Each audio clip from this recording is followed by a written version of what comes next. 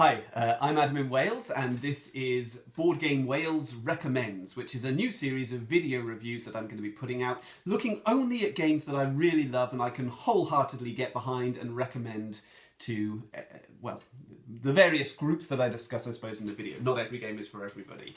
But Raptor is going to be a game for a lot of people. And the reason that I chose to talk about this game today, I was inspired by an article that I read. Now, recently I've been thinking about artistry in board games. I made a video about could board games be considered an art form? And then I read this article on a website called makethemplay.com. You should look at it. It's a great website, and this was a fantastic article about storytelling in games. And it made me think of this one, because this game is structured very much like a movie or like a novel. Okay, the players want something. Both sides want something desperately, and throughout the game is driven by their need to pursue that goal.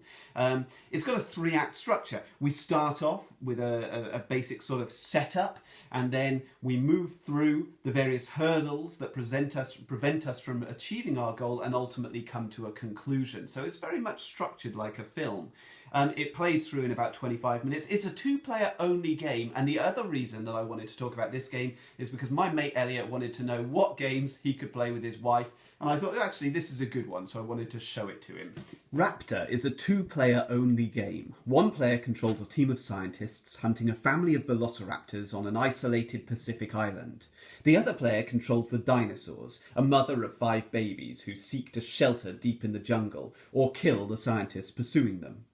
On a given turn, each player chooses a card from their hand of 3 cards, and they reveal the cards simultaneously. The player with the lower numbered card plays first, utilising the special ability on that card. The other player then takes a turn. They don't get to use the special ability on their card, but instead they receive a number of action points equal to the difference between the 2 card values. These action points can be used for various moving and attacking options. The game is asymmetric, so although both players have cards numbered 1 to 9, the scientist card abilities work very differently to the Raptors. The scientists can use sleeping gas, jeeps, flamethrowers to neutralise the dinosaurs. The Raptors can call to each other. They can disappear into the jungle and preempt scientists' moves, and they can frighten the scientists into a frozen state. Similarly, when using action points, the options for each player are very different. The Raptor mother can move much further than the scientists, and she can eat them when she's adjacent to them. The scientists can shoot from quite a distance at the mother Raptor, but this isn't going to kill her, it's only going to slow her down. They can move slowly and capture the babies, taking them back to the lab. The Raptor player wins immediately if 3 baby raptors escape off the board, or if there are no scientists left alive on the board. The scientist player wins immediately if the mother raptor is neutralised, or if 3 baby raptors are captured. So there it is, Raptor. Now, the first thing that I should point out is that the components, while very, very good, they come unpainted. Mine, I've painted them myself. And actually, if you're interested in miniatures painting, this is a game with, although they're very, very simple, quite flimsy plastic, quite sort of cheap little miniatures, they do come up quite well, actually. There's a good degree of detail on them. You can do a nice job and make the whole thing look quite nice, and you can do it quite quickly, because although there is detail there, it's not excessive. You know, you can do a neat job, and it all looks quite good. So the components, great, you know, cards of lovely artwork. It's got that sort of retro comic book feel to it, which fits with the theme fantastically.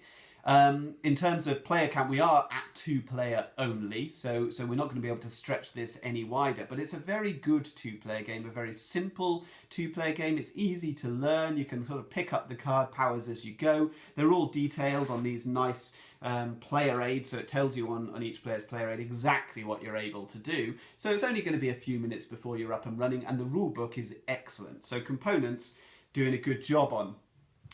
In terms of the actual gameplay, well, here we've got asymmetric powers, and we've got simultaneous sort of action selection, which can be a frustrating mechanism in some games.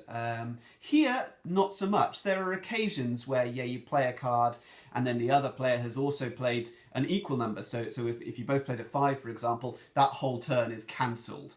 And that can be a bit frustrating, particularly if it happens over and over again. But otherwise, the card play is quite ingenious, actually. I love the way that, that this works. It reminds me of Bruno Catala's game Haruichiban.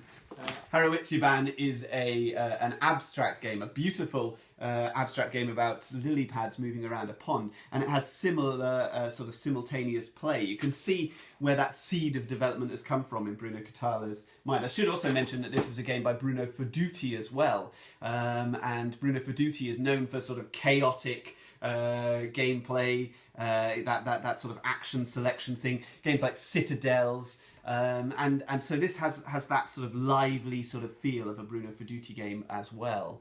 Other games that it's similar to, I think, Mr. Jack and the Mr. Jack series, and the Phantom of the Opera is another one in the Mr. Jack series. Now, these are deduction games, not quite the same sort of thing at all, but they play in a similar time frame. They're two-player only games, and they also have that strong narrative. Now, when we talk about American-style board games, narrative is everything, theme and story. But that doesn't happen so much in Euro games. Often in the European games, that's a secondary thought. Not so here, not so in Raptor, not so in Mr. Jack. In these games, the theme and the story is right at the centre of everything, and that makes it a very satisfying sort of world to explore, and in a short time frame. There can be a great sense of emotional investment and immersion in this game. Here we're talking about baby animals being taken away from their mother and taken off to a lab. It's sad. You don't want it to happen if you're the Raptor player. But if you're the scientist, you've got to get into that mind frame of, this is exciting, we found an island, an isolated island with dinosaurs on it. You're going to want to catch them, you're going to want to test on them, and you're going to be afraid at the same time. And the game really engenders those feelings, those emotions, because the raptor, the mother raptor, is pretty lethal, dangerous. Scientists are going to be eaten throughout the game. But it's not overpowered, it's balanced. You know, both players have a good chance of winning, and I've seen both sides win on many occasions. So it's by no means a sort of scripted story that we see here. To summarise, I can't find any fault with the game. I really, really like it, and as a two-player game, it's one of the best.